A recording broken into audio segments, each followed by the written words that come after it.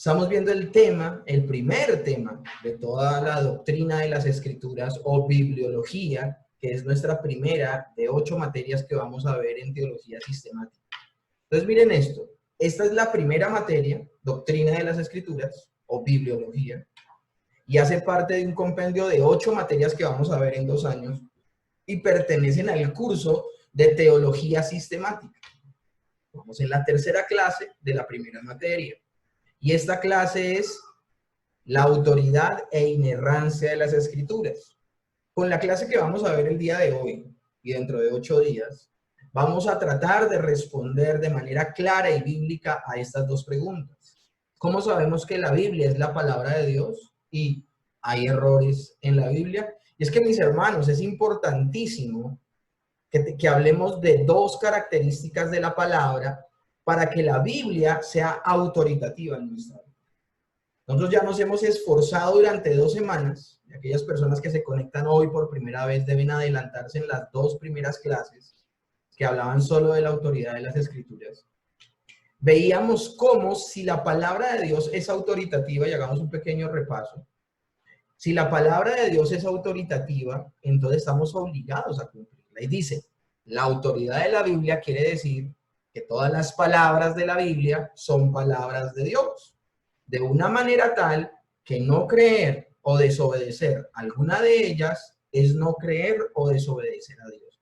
Esa ha sido nuestra definición durante todo este tiempo que hemos estado hablando y llegamos a una conclusión la semana pasada.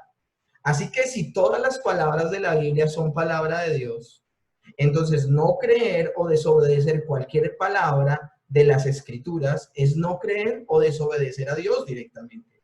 Y lo que hablábamos la semana pasada era que Dios pone al mismo nivel de sí mismo su palabra, porque la palabra de Dios es una extensión, escúchenme bien, la palabra de Dios es una extensión de Dios mismo. Pero ahora voy a introducir otro tema. Y otra frase, más bien, otro término importante en la autoridad de las Escrituras, y es la inerrancia de las Escrituras. O sea, en las Escrituras no hay error. Eso significa la inerrancia de las Escrituras.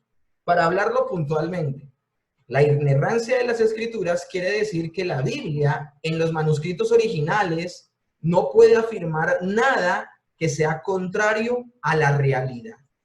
Es decir, todo lo que dice la Escritura se ciñe, escúchenme bien, a la realidad, porque quien lo escribió fue Dios, independientemente de descubrimientos científicos o el avance, la tecnología de la humanidad. Dios lo que habla en la Escritura, lo habló sabiendo todas las cosas. Y por eso, aunque la misma ciencia ha avanzado y ha tenido que en oportunidades como que aclarar información que ha dado, porque siempre la ciencia está sujeta al ojo del observador, y el observador son los hombres, somos los hombres, y pues a veces hemos sido no muy detallados y específicos en lo que ha dicho la ciencia por el observador, que es el hombre falible. Dios es infalible. La palabra de Dios es infalible, es inerrante, y todo lo que dice la Escritura, en ella no hay error. Hablemos un poco acerca precisamente de estos manuscritos originales. Se refiere a autógrafos. Cuando se habla de manuscritos originales, el término original viene del griego autógrafos. Auto significa mismo y raíz grafo, que quiere decir escrito para referirse a una copia escrita por el mismo autor. Entonces, cuando hablamos de la inerrancia de las Escrituras, estamos hablando que las Escrituras son inerrantes en ese escrito que hizo la persona que lo escribió. O sea, el escrito original de Mateo, el escrito original de Marcos, el escrito original de Lucas, de Juan, y así en todo el Nuevo Testamento, como también lo escrito por todos los autores del Antiguo Testamento. Nos referimos a los 39 libros originales de la Biblia en el Antiguo Testamento, y a los 27 originales en el Nuevo Testamento. Esto es interesante, mis hermanos. Esto es interesantísimo. ¿Por qué? Porque nosotros tenemos que aclarar que la inerrancia se refiere a los originales, no a las copias posteriores, y algo de eso lo hablamos semanas atrás. Pero entonces cuando hablamos de la autoridad de las escrituras tenemos que referirnos a otro término muy interesante y ligado a la inerrancia, y es la veracidad de las escrituras. Es decir, toda la escritura, de principio a fin, es verdadera, es verdadera. Y por esa razón vamos a dar un paso adelante en el tema de la autoridad de la Biblia. Y tenemos que hablar algo, bueno, lo que dice la Biblia en su totalidad, ¿es verdad? ¿O son historias de ficción? Como dice la teología liberal, ¿son mitos? Y el que lee la Biblia tiene la tarea de desmitologizar el texto, ese cuentico de que Adán y Eva vienen del polvo, ese cuentico de que Jesús nació de una mujer virgen sin tener relaciones. Así algunos abordan la escritura y mostrando con esa manera de relacionarse con ella que no creen en la inerrancia ni en la veracidad de toda la escritura. Entonces, hoy vamos a hablar de la veracidad de la palabra de Dios para aclarar hoy, ¿verdad, ficción o no ficción? ¿Qué es lo que sucede al interior de las escrituras? Bueno, partamos entonces de la definición.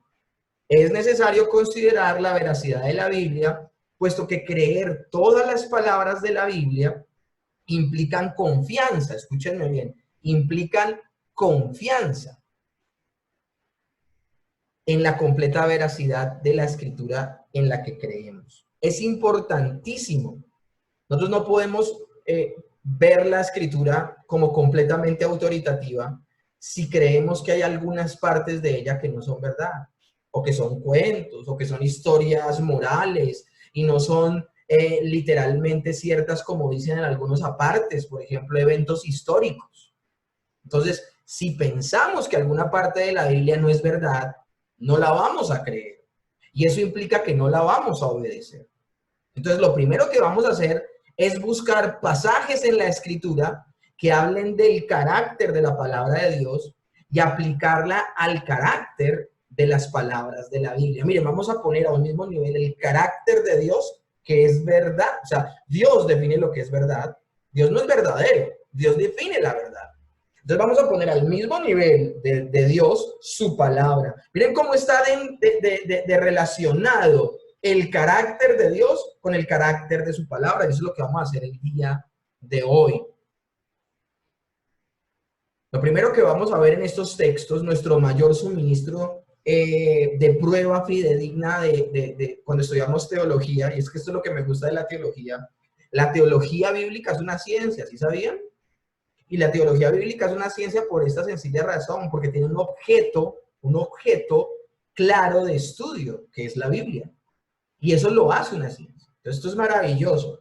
Entonces, nuestro suministro básico y primordial, no el único, pero el básico, el primordial, para ratificar que lo que decimos es cierto, es la misma escritura. Entonces, la primera afirmación que vamos a hacer es que Dios no puede mentir ni hablar falsedades. Tito, capítulo 1, verso 2 dice, en la esperanza de la vida eterna, la cual Dios, que no miente, prometió desde antes del principio de los siglos. Pablo le deja claro a Tito que Dios no miente. Dios no va en contra de su naturaleza.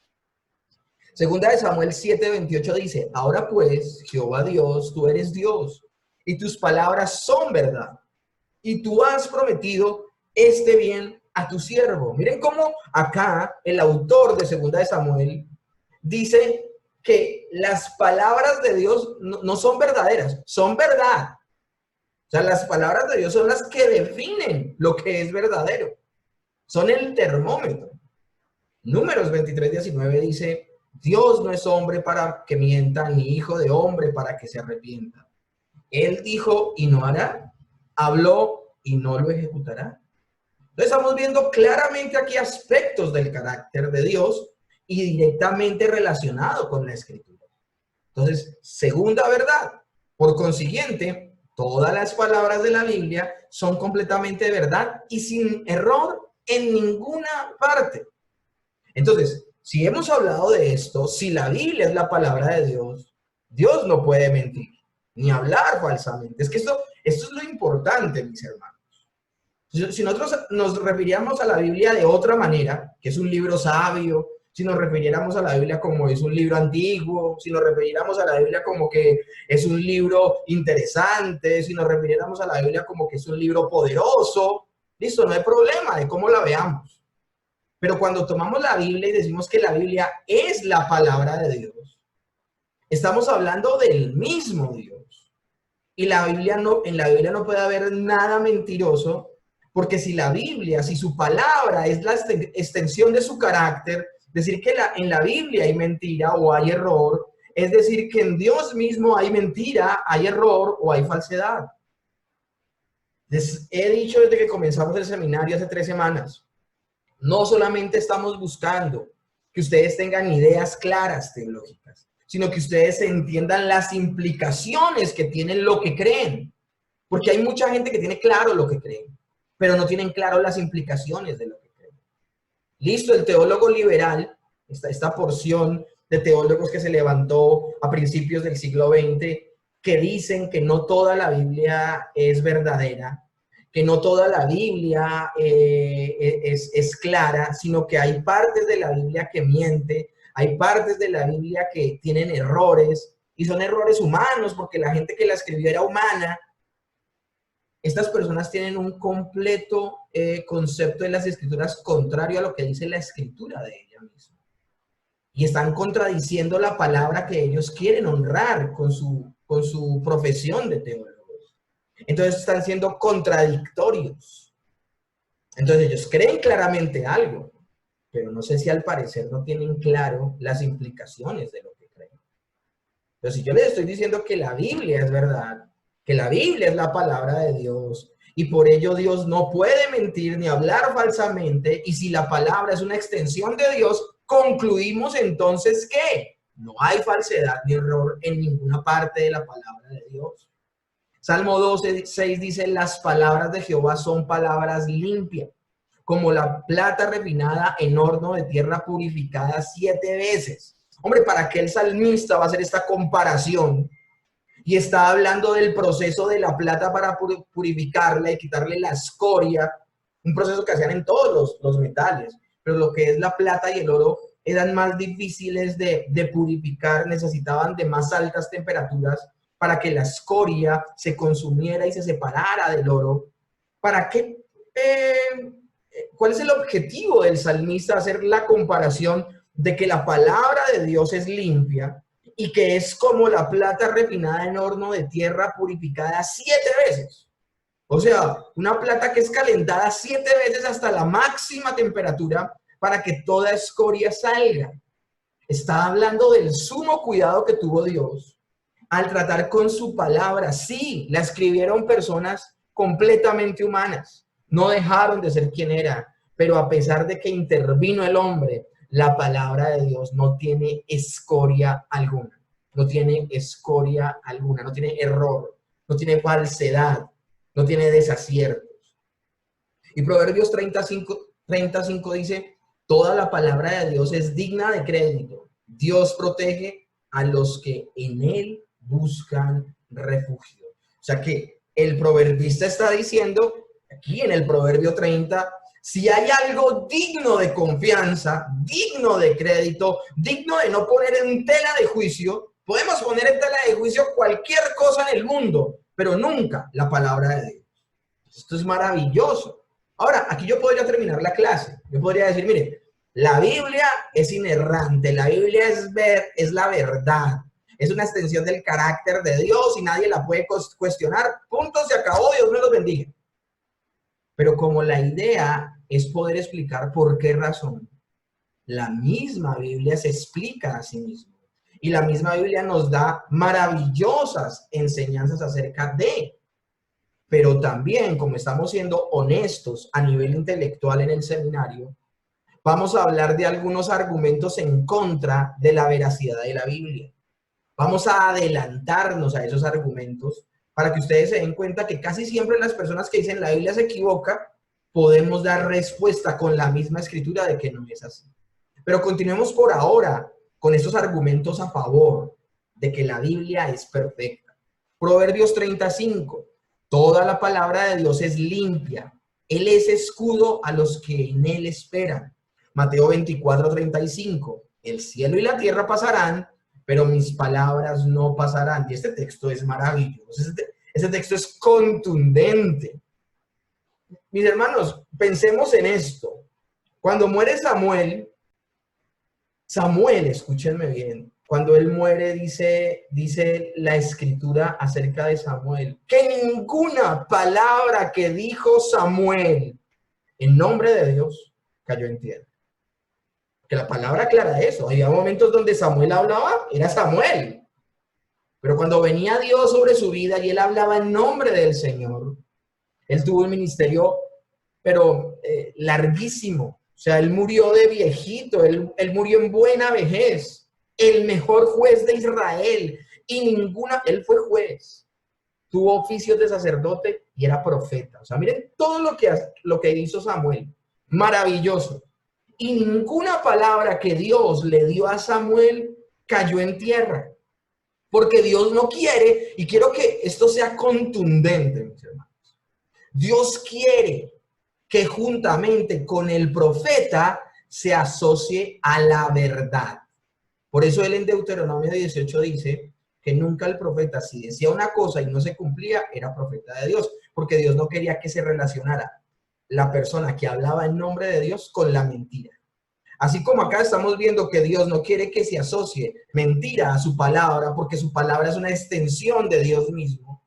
En ese momento en que hablaba Samuel, no existía sino la ley de Dios. Génesis, Éxodo, Levítico, Números y Deuteronomio. ¿Quién escribe primera y segunda de Samuel? Hasta que estuvo vivo Samuel. Y luego retoma la escritura de segunda de Samuel, porque de segunda de Samuel hay una parte que todavía se escribe y ya ha muerto Samuel. Se cree que es Natán, el siguiente profeta, que fue el profeta del rey David.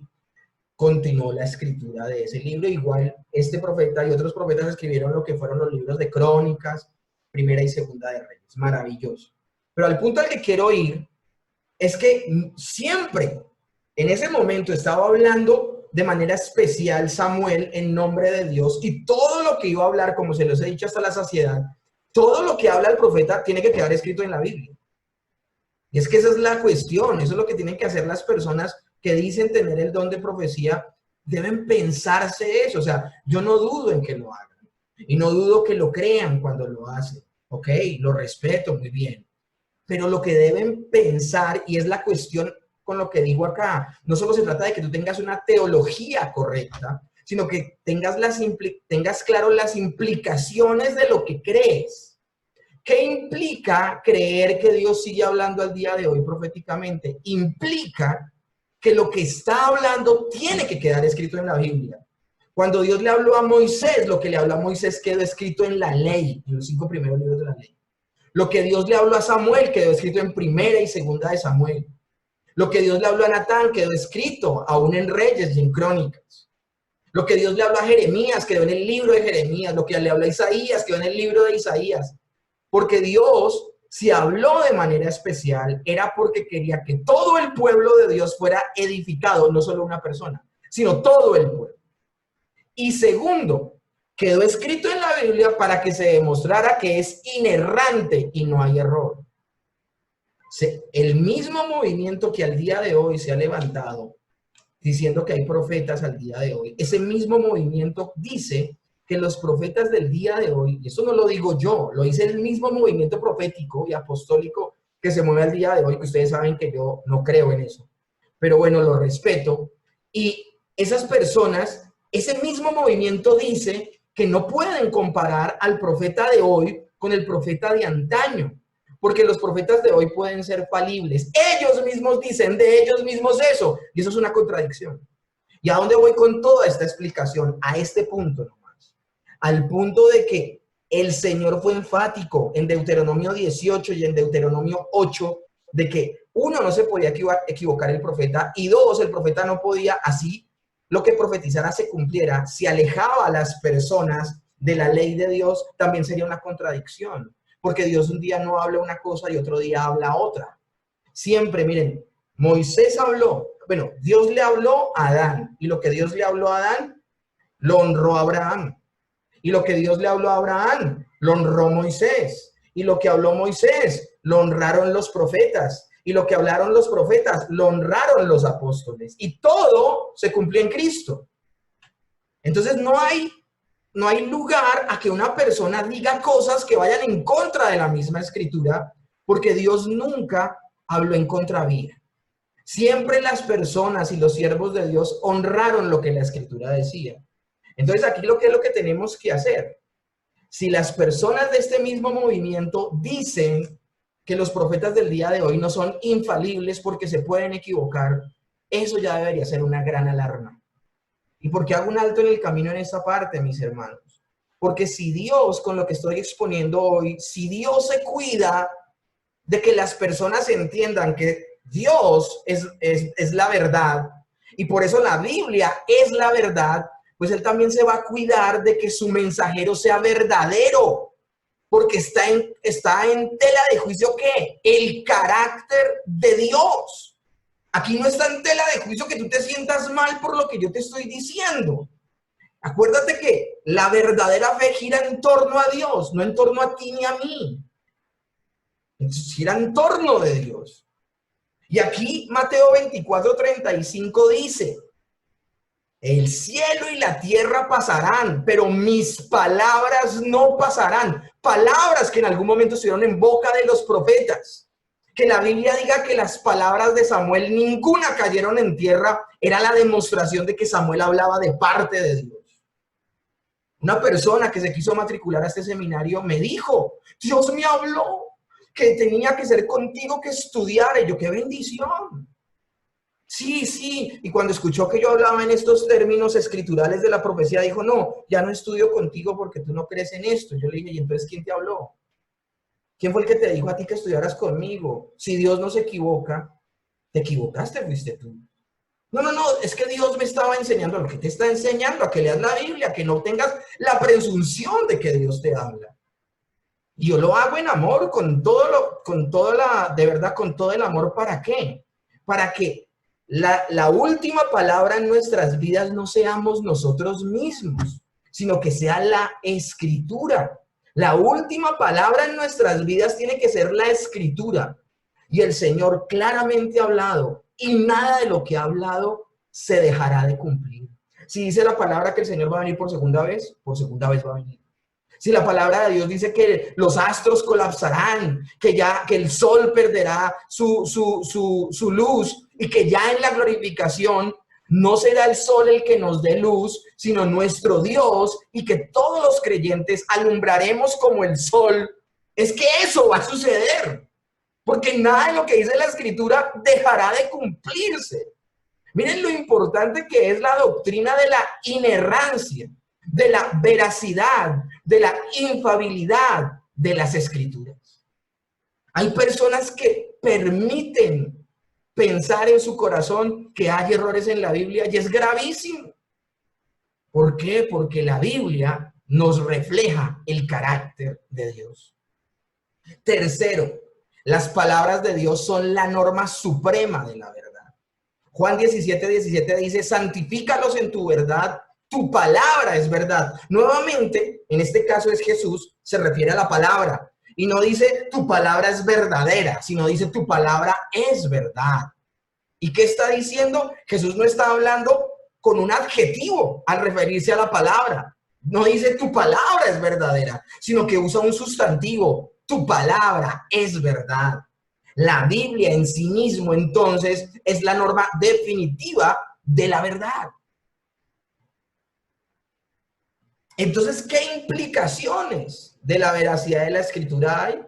Bueno, las afirmaciones que se ajustan a las Escrituras son verdaderas, en tanto que las que no se ajustan a la Biblia no son verdaderas. Esas son las implicaciones.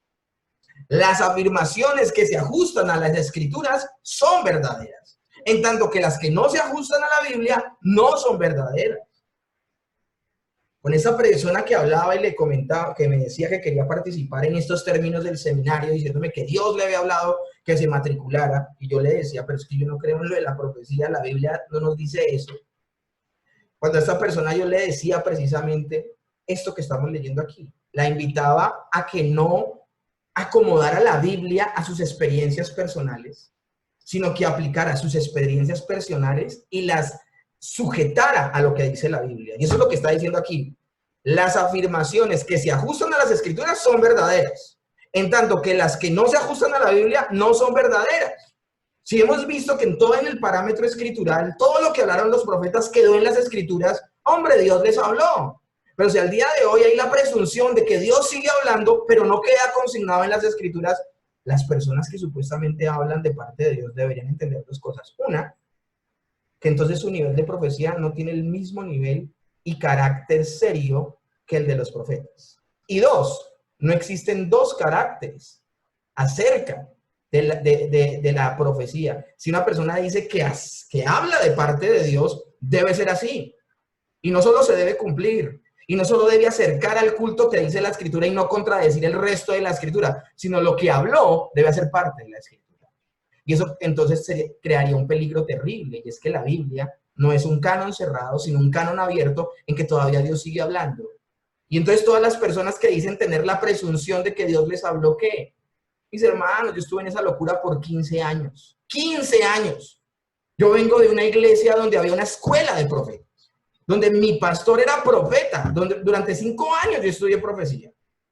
Y supuestamente la graduación para poder ser ungido como profeta era profetizar y que mi pastor evaluara y discerniera si Dios estaba hablando por mí o no. Una locura.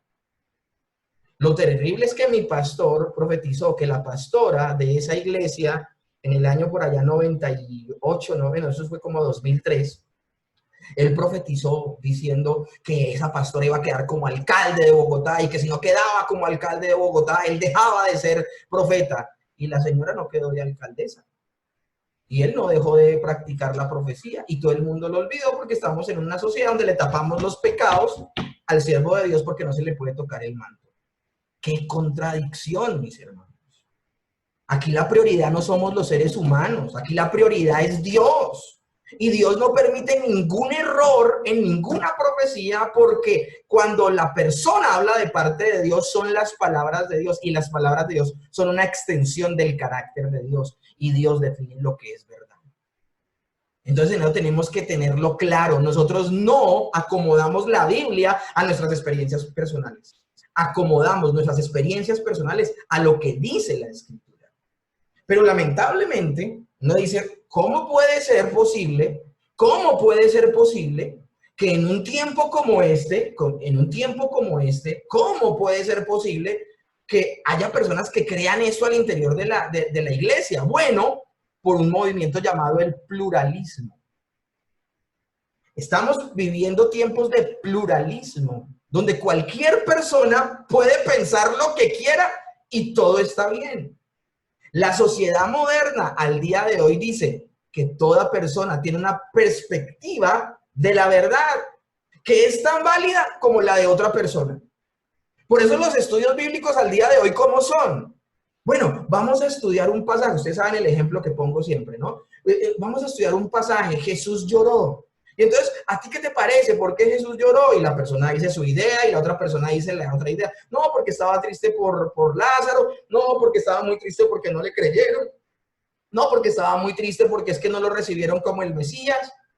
Ah, bueno, qué estudio tan maravilloso el que tuvimos hoy. Gloria a Dios, todos tienen la razón. ¿Qué? ¿Todos tienen la razón? Esa es la idea que hay al día de hoy, de que todo el mundo tiene la razón. Eso es pluralismo. Eso es lo que está sucediendo en una sociedad totalmente posmoderna, donde supuestamente todo el mundo tiene la razón y donde no hay valores absolutos, donde no hay verdades absolutas, sino que todo es relativo. Esto es tan contradictorio que llega hasta este punto. Escúchenme bien. Se levanta un filósofo y habla conmigo y me dice, nada es absoluto, todo es relativo. Y yo le contestaría a esa persona, no, yo sí creo en valores absolutos, yo sí creo en valores morales absolutos y también creo en verdades absolutas. No, todo es relativo, nada es absoluto. Bueno, este filósofo, al pensar de esa manera y al decir, nada es absoluto, todo es relativo, y querer que yo piense como eso, que piense como él piensa, ya es una idea absoluta. Que una persona piense que todo es relativo y nada es absoluto, pero quiere que todo el mundo en absoluto piense de la misma manera, lo convierte en un valor absoluto y es una contradicción. Por esa razón, como decía alguien, decir todo es relativo y nada es absoluto sería ponerle una leyenda abajo que diga: esta confesión se autodestruirá en 5 segundos, porque es una contradicción.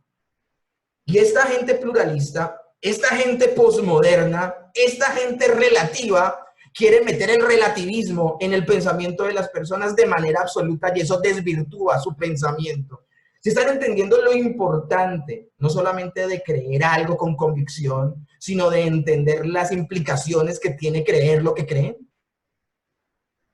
Esto es tremendo, mis hermanos. Y les tengo noticias. La Biblia es tan autoritativa en nuestra vida.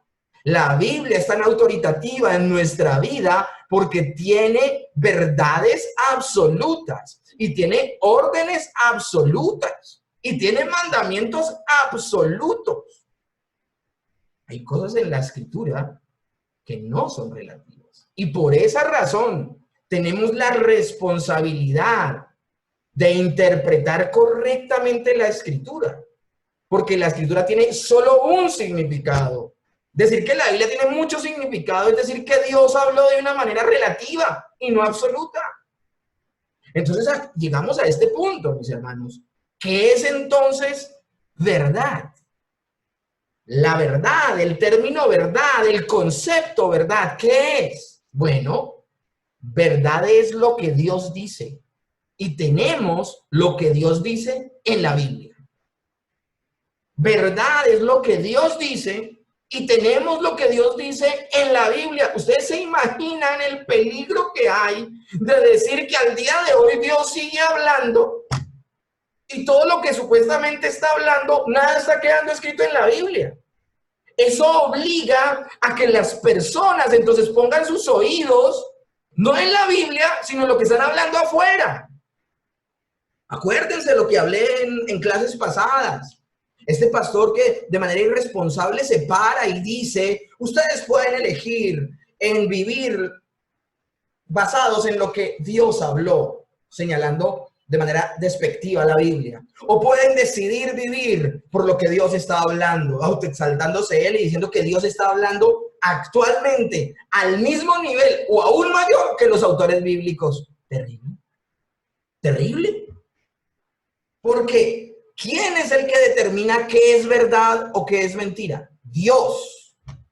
Y Dios habló de manera especial a ciertas personas. Y todo lo que habló lo confinó, escúchenme bien, lo confinó a las Escrituras para que nadie más luego dijera que está hablando en nombre de Dios. Esta semana hablaba con mi suegra de un tema maravilloso. Miren cómo el mismo Señor se asegura de que las personas que falsamente hablan de parte de Dios no puedan hacerlo. Dios confina su verdad a la Escritura y dejó de hablar. Pues lo mismo sucede, por ejemplo, en Mateo capítulo 1. En Mateo capítulo 1 dice el autor que en la genealogía de Jesús, desde Abraham hasta el nacimiento de David hay 14 generaciones. Y desde David hasta la deportación de Babilonia, 14 generaciones. Y desde la deportación de Babilonia hasta el nacimiento de Jesús, 14 generaciones. ¿Saben qué es lo interesante de ese pasaje? Que nadie le puede quitar ni añadir a las generaciones. Así se pierdan los registros de esos nacimientos, ya quedó confinado en la Escritura. Como sucedió cuando vino Babilonia, cuando vino toda esta gente, de alguna manera se perdieron muchas cosas. Al día de hoy ya no se sabe quién es levita y quién no. Por eso los israelitas que están esperando que Jesús venga, se quedarán esperando porque ellos no tienen un registro genealógico fiable, verdadero, porque esos registros se perdieron con la deportación a Babilonia y la deportación a Asiria. Con eso no tenemos problema nosotros. ¿Saben por qué? Porque ese registro genealógico por inspiración divina, Dios se lo dio a los autores bíblicos. Hay 14 generaciones, desde Abraham hasta David, desde David hasta la deportación de Babilonia y de la deportación de Babilonia hasta Jesús. Maravilloso, así Dios es de maravilloso, mis hermanos. Porque Dios todo lo que es importante lo dejó confinado en las Escrituras. Y cuando Él dejó de hablar, nadie más puede hablar en su nombre. ¿Por qué? Porque se toman muy seriamente los que dicen hablar de parte de Él. ¿Por qué? Porque su palabra tiene algo de su carácter y es que es la verdad. Es la que define la verdad. Entonces también podemos decir lo siguiente. ¿Podría alguna vez algún nuevo hecho contradecir la Biblia? Eso es uno de los argumentos que usan a veces los ateos. No, es que la Biblia dice una cosa, pero la ciencia ha demostrado otra cosa. Bueno, ¿podría alguna vez un nuevo hecho contradecir la Biblia? No sé si ustedes sabían esto, pero en el tiempo de Charles Darwin, mucha gente desertó de la iglesia al decir que la Biblia les había mentido, al decir que el hombre venía del barro y no del mono, y se fueron de la iglesia. Ahora, ¿por qué se fueron de la iglesia? ¿Porque le creyeron a Darwin? No, más allá de eso, porque no le creyeron a la Escritura. Porque no le creyeron a la Escritura. Hay gente que se para, mejor dicho, y dice, es que la teoría de la evolución, mis hermanos, cuando una persona les diga que la teoría de la evolución, díganles precisamente, no es una ley, es una teoría, sigue siendo una teoría. ¿Y por qué sigue siendo una teoría? Porque no han encontrado el eslabón perdido, no han encontrado la cadena de eventos que une al mono con el hombre, la bobadita. Y por cientos de años, y no la van a encontrar. Lo que sí deberían hacer es coger un puñado de tierra y analizarlo y darse cuenta que un puñado de tierra tiene 13 elementos básicos que el hombre tiene. El hombre tiene 14 elementos que la tierra tiene. Entonces dirán, ¿y por qué tiene 14 y no 13? Porque es que el hombre tiene un elemento más, que es el oxígeno, el aliento de vida que el Señor le sopló en la nariz. Estamos más cercanos a la verdad al hacer estas clases de observaciones científicas que poner la fe en que venimos del mono. Entonces la gente se va de la iglesia no por creerle a Darwin, sino porque no le cree a la Escritura. Entonces, esta pregunta es maravillosa al día de hoy. ¿Podría alguna vez algún nuevo hecho contradecir la Biblia? ¿Podría? Y me gustó esto que escribí aquí. ¿La Biblia y la ciencia son compatibles o son combatibles entre sí? Es decir, ¿combate la ciencia con la Biblia o son compatibles? Bueno, mis hermanos, les tengo noticias. La ciencia, hasta hace muy poco, siempre estuvo de la mano con la fe. Dejémonos de las ideas de pensar que los hombres de ciencia estuvieron divorciados siempre de la palabra de Dios. Galileo Galilei, Newton, estas personas eran personas de fe. Entonces podemos hablar de que si hay un fenómeno físico que las personas descubren y lo anuncian, hombre, ese evento físico debe estar de la mano con lo que dice la Escritura. No lo contrario. La Escritura no tiene que forzarse a estar siempre innovándose porque es que la gente está viendo cosas nuevas.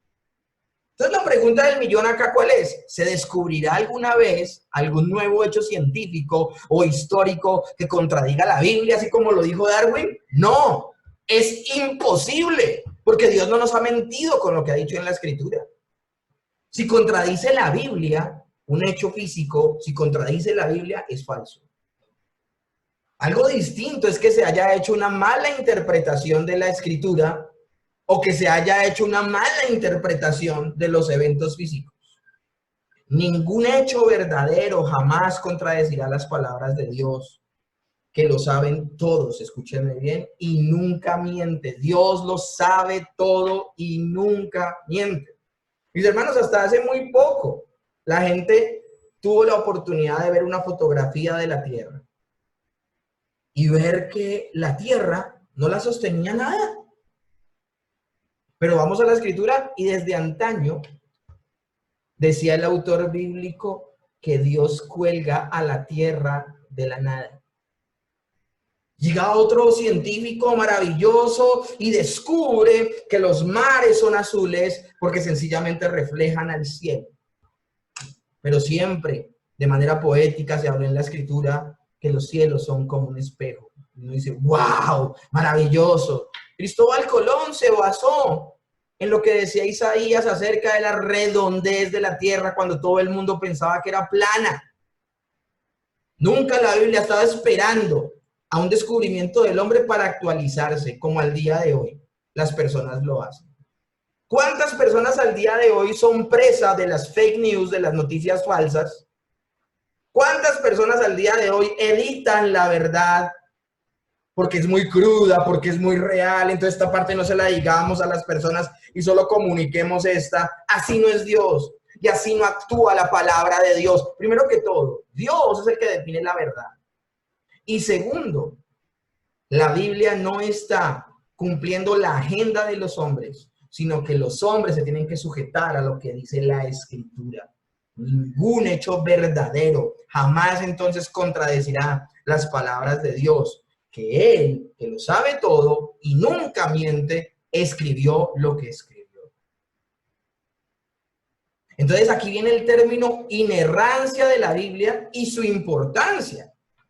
Algunos al día de hoy ven de manera irrelevante. O sea, como que no es importante hablar de la inerrancia de las Escrituras después de afirmar que lo hemos desarrollado, de lo que hemos desarrollado en este tema. Hay gente que dice, pero ¿para qué insistir tanto en la inerrancia de las Escrituras? Y ya les voy a decir por qué ellos dicen eso.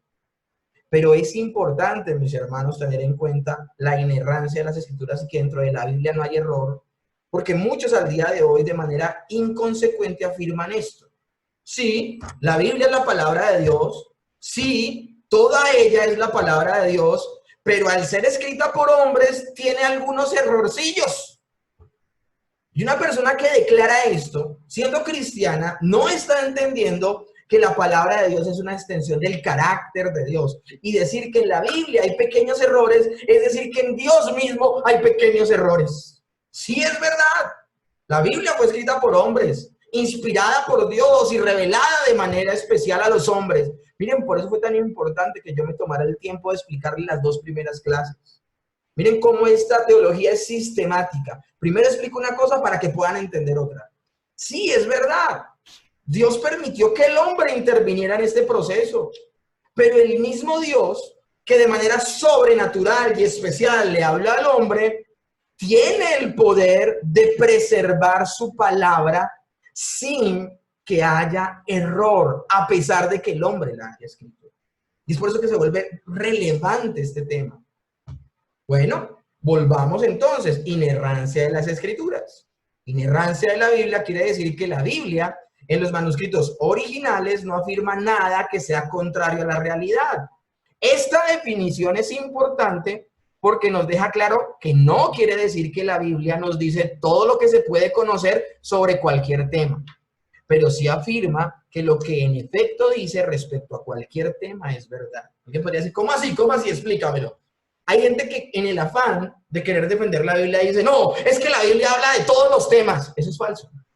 La Biblia no habla de todos los temas. La Biblia no habla de ovnis. Hay gente que no sé, están con la fiebre de eso después de que leen a JJ Benítez y el caballo de Troya y vienen y me hacen un poco de preguntas antiescriturales y que si creo en ovnis y que tantos planetas que hay, tiene que haber vida y como que lo obligan a uno. Yo digo, no. Entonces yo les puedo decir una cosa, la Biblia no habla de todos los temas, la Biblia no habla de ovnis. La Biblia hay temas que no tocan porque no le compete y no quiere hablar de eso. Entonces la Biblia no habla de todos los temas habidos y por haber. Eso sería una afirmación falsa y hay que aclararlo. Pero segundo, lo que habla la Escritura y los temas que aborda la Escritura, todos ellos son verdad. Cuando la Biblia aborda un tema, lo aborda de manera veraz. De manera veraz. La Biblia siempre dice la verdad y siempre dice la verdad respecto a todo lo que habla. Lógicamente, este tema está relacionado con el tema anterior y por eso es que nos vamos a meter de lleno a hablar hoy de la veracidad y dentro de 8 días de la inerrancia. Ahora, cuando tocamos el tema de veracidad, nos vamos a dar cuenta que también tocamos el tema de inerrancia. Pero hoy vamos a hablar es el tema de veracidad. La Biblia puede ser inerrante y así todo hablar en el lenguaje ordinario de las personas. Hay personas que cogen la Biblia y dicen, aquí la Biblia se equivocó, aquí la Biblia se equivocó. Y no es que se haya equivocado, sino que usa el lenguaje ordinario de las personas, entendiendo el lenguaje ordinario, no como el chabacán, el grosero. Cuando uno habla de términos como vulgar u ordinario, no se está refiriendo a algo chabacán y grosero, sino vulgar ordinario significa común. Entonces, cuando hablamos de que el Señor habla en la Escritura, habla usando el lenguaje de las personas. Yo a ustedes les decía, le decía a otras personas, el Señor nos habla de tal manera que es como el papá hablándole al bebé, de tal manera que el bebé lo entienda. Entonces, el Señor en oportunidades no nos habla, nos balbucea. Esto es interesante, eso lo dijo Juan Calvino. Dios no nos habla, nos balbucea. Entonces el Señor no va a usar un lenguaje todo estilizado que nadie pueda entender, sino un lenguaje que el hombre pueda entender. Y al usar ese lenguaje, nos vamos a dar cuenta de las siguientes cosas. En las descripciones científicas de hechos históricos o eventos, vamos a ver ciertas situaciones. Es importante que consideremos algunos puntos en el tema de la inerrancia de la Biblia, que sobre todo tienen que ver con su veracidad. Hay que reconocer que la veracidad absoluta es lo que dice que es congruente con todos los otros tipos de afirmaciones. Pero tenemos que tener en cuenta que dentro de la veracidad de lo que hay al interior de la Escritura, la Biblia habla en un lenguaje común que la gente utiliza siempre. Por ejemplo, Mateo capítulo 5, verso 48 dice, para que seáis hijos de vuestro Padre que está en los cielos, que hace salir el sol sobre malos y buenos y que hace llover sobre justos e injustos. Algunos ateos leen eso y dicen, ahí está la muestra de que la Biblia se equivoca. Y uno dice, ¿por qué? Porque el sol no sale, la que gira es la tierra. Entonces uno dice, bueno, pero es que lo que pasa es que la Biblia está hablando en el lenguaje en que la gente entiende. O sea, el Señor está hablando de tal manera para que la gente entienda. Dígame, ¿quién al día de hoy, por más avances científicos y por más que entendamos los términos rotación y traslación, quién se levanta en la mañana y dice, ¡oh! La Tierra volvió a dar otra vuelta. El cielo atisba porque la Tierra es la que está girando. ¿Quién habla así? No, lo que dice, salió el sol, se ocultó, qué linda puesta de sol. Esa es la manera en que hablamos y no estamos queriendo decir que seamos gente ignorante que creemos que es el sol el que venera la tierra y sigue dando vueltas, sino que es la forma en que hablamos, es la forma en que hablamos. En cuanto a números, una persona, un reportero puede decir, murieron 8,000 hombres. Y lo que está hablando el reportero es que está redondeando la cifra, porque realmente murieron 7,935.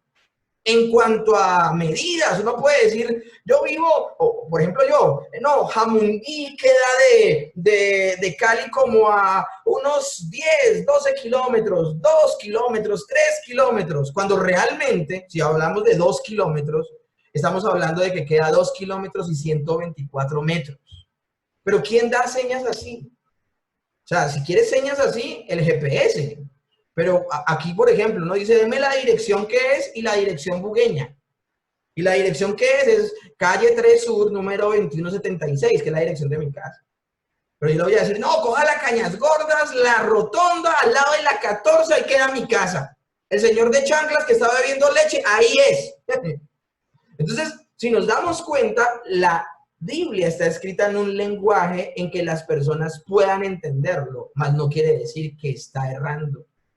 La inerrancia, el que esté ajena de error la Biblia tiene que ver más con la veracidad, no con el grado de precisión con que se informan los acontecimientos. Este ejemplo es importantísimo, mis hermanos. El ejemplo de la muerte de Herodes. Hechos 12:23 dice esto. Al momento, un ángel del Señor le hirió por cuanto no dio gloria a Dios y expiró comido de gusanos. Ustedes leen Hechos, capítulo 12, verso 23.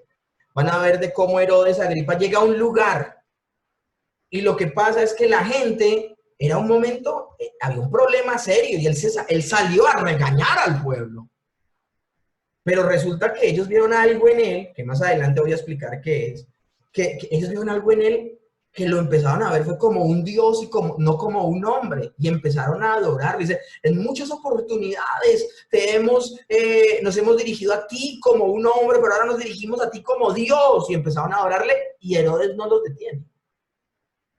Y dice que cuando empezaban a hacer eso, al momento un ángel del Señor le hirió por cuanto no dio la gloria a Dios y expiró comido de gusanos. Uno lee ese texto y uno dice, ahí mismo se murió, se fritó. Bueno, hay un historiador hebreo que se llama Flavio Josefo, que dice acerca del mismo evento lo siguiente. Cuando Agripa llevaba 3 años enteros gobernando en Judea, esto no está en la Biblia, mis hermanos, eso está en los libros históricos de Flavio Josefo. Hay un compendio maravilloso, no lo tengo acá ahorita, de pronto lo traigo y se los muestro. Hay un compendio maravilloso de historiadores judíos, tanto del Antiguo como del Nuevo Testamento, que dicen cosas desde la historia, no desde lo bíblico, no desde lo escritural, sino desde la historia. Ellos como judíos contando su historia, cuentan eventos como estos. Entonces Flavio Josefo lo está contando desde la historia, dice así.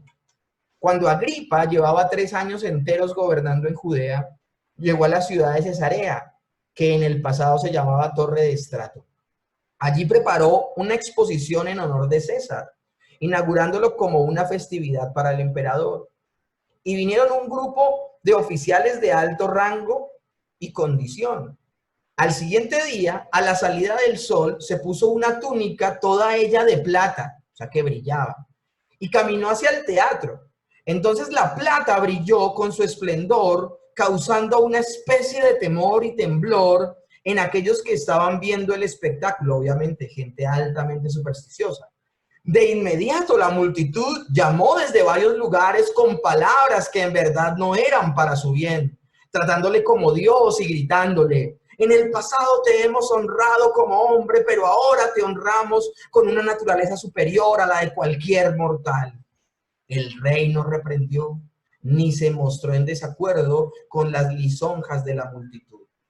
Más adelante dice en el mismo escrito, sintió un agudo dolor abdominal, comenzando con un violento ataque, de modo que fue llevado rápidamente al palacio y se extendió por todas partes la noticia de que no tardaría mucho en morir. Y cuando hubo sufrido continuamente durante 5 días, miren lo que dice la diapositiva anterior. La diapositiva anterior dice, al momento un ángel del Señor le hirió por cuanto no dio gloria a Dios y expiró comido de gusanos.